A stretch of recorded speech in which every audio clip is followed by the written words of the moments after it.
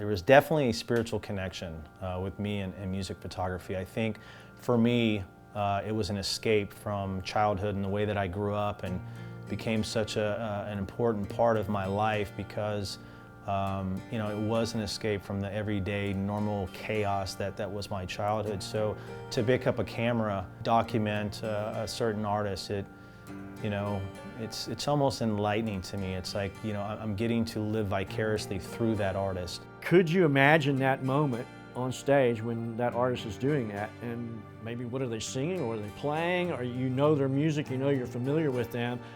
Is that evoking that emotion when you're looking at it? Very rarely do you see that in live photography, where it captures that emotion of what that artist is really like. I think pretty much everything is a collaboration, because that's the nature of making things.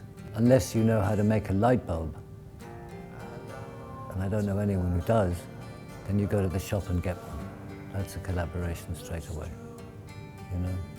Unless you grow everything in the garden, unless you make your own electricity, you're dealing with an outside source, you know?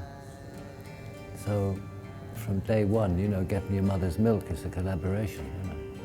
You know, I always try to tell the artist to not dress up for it, to just kind of come as they are and be natural, and so I can really capture their true essence and their true personality. You capture that particular vibe of that specific artist. You can't shoot every artist the same exact way. I've seen a lot of stage photography, and I know that's a hard field to try and do because most of the photographers are given a very limited amount of time. They have the first 3 or 4 songs and then they're done. So you got to have a good eye to catch something really quick, and then you also have to turn it into art.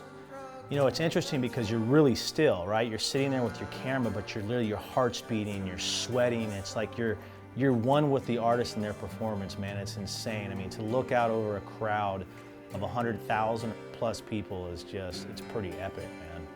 Well, how will the future look through the art we leave behind? I asked a friend of mine, Roy Harper, who's a musician. He's celebrated in the Led Zeppelin song, Hats Off to Harper. And he's made, you know, 40 albums or something. And I said, how do you feel that, you know, when you're gone, all this music will be there forever, it'll be floating around somewhere? And he said, well, that's not necessarily the case.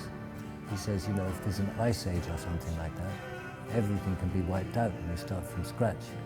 So it's not a given that these things will be around forever. And so therefore art, as will everything, will disappear.